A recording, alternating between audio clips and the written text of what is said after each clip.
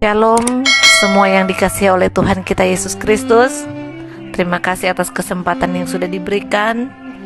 Saat ini mari kita sama-sama belajar kebenaran firman Tuhan yang saya ambil dari Amsal 15 ayat 3. Mata Tuhan ada di segala tempat, mengawasi orang jahat dan orang baik. Ya, mata Tuhan. Berarti kita tahu bahwa Tuhan punya mata, Tuhan punya telinga, Tuhan punya tangan, dan Tuhan punya kaki.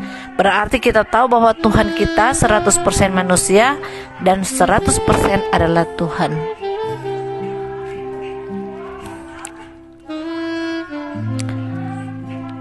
Mata Tuhan ada di segala tempat, mengawasi.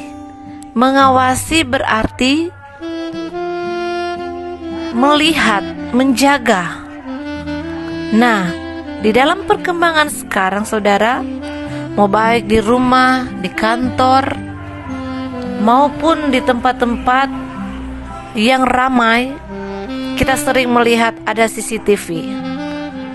CCTV ini berfungsi untuk mengawasi apa yang terjadi di setiap detik.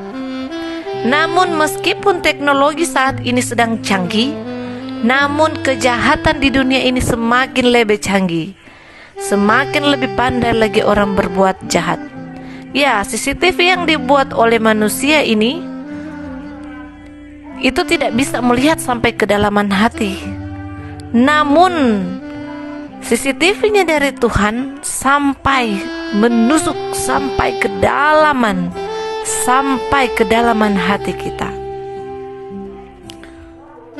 Seperti di dalam Amsal tadi, dalam Amsal 15 ayat 3, Amsal Salomo berkata, mata Tuhan ada di segala tempat, mengawasi orang jahat dan orang baik.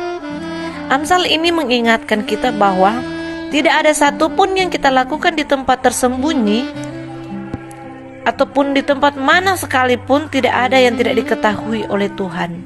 Semuanya diketahui oleh Tuhan, saudara. Tuhan mampu melihat yang terjadi di seluruh alam semesta ini. Mata Tuhan adalah mata yang maha kuasa. Walau seringkali manusia berkata, oh Tuhan tidak melihat, mari kita lakukan kejahatan. Tetapi salah saudara. Walaupun kita menyembunyikan sekalipun bertahun-tahun lamanya, tetap itu akan diketahui. Karena Tuhan tahu apa yang kita perbuat selama ini. Saudara yang dikasihi Tuhan, kita melihat waktu bangsa Israel di bawah pimpinan Yosua memasuki tanah perjanjian. Dengan pertolongan Tuhan, mereka bisa mengalahkan kota Yeriko, kota yang berkubu, kota yang sangat besar. Hanya dengan kuasa Tuhan. Mereka hanya mengelilingi 7 hari. Mereka mengelilingi kota Yeriko, dan dengan hanya pujian saja maka benteng Yeriko roboh, saudara. Namun setelah itu saudara, ketika mereka menyerang kota Ai, yang kita tahu kota Ai itu adalah kota yang kecil, tidak besar sama seperti dengan kota Yeriko. Pasukannya hanya sedikit dan mereka hanya terbilang orang-orang kecil, saudara. Namun pada saat penyerangan, bangsa Israel ini kalah, saudara. Oleh karena ada seorang yang namanya Akan bin Sera mencuri barang yang dikhususkan oleh Tuhan, sehingga Tuhan murka pada mereka dan akhirnya mereka kalah. Kita melihat waktu peperangan, waktu mereka ingin menyerang kota Ai, mereka mengirim 3.000 pasukan. Saudara tahu apa? Baru saja menyerang, 36 dari pasukannya bangsa Israel kalah, rebah. Yang lain lari kangi pasukan kota Ai.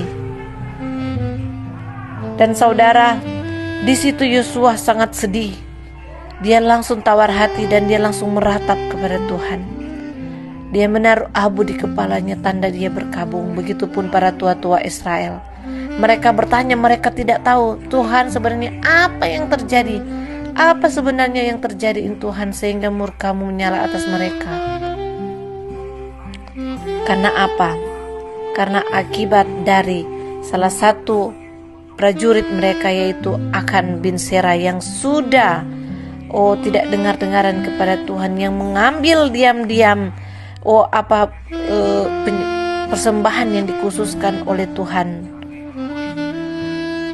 Pastinya bin Akan berkata, Imam Yosua bahkan tua-tua Israel tidak akan tahu. Tetapi dia tidak tahu bahwa ada Tuhan Allah yang melihat ini, saudara.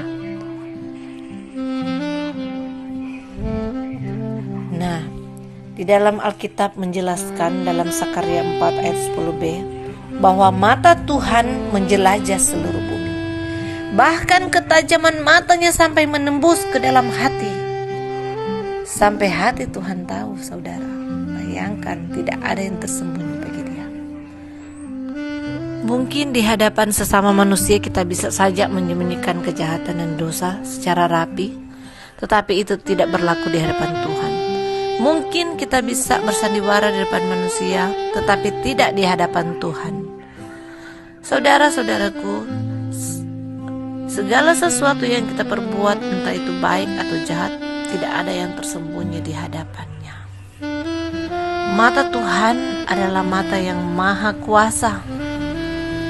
Tuhan melihat orang yang baik dan orang yang jahat. Orang yang baik tetap dipelihara dan diberkatinya, dan orang jahat selalu diberi kesempatan untuk bertobat dan kembali pada jalan yang benar. Oleh karena itu, saudara, mari kita hidup benar di hadapan Tuhan.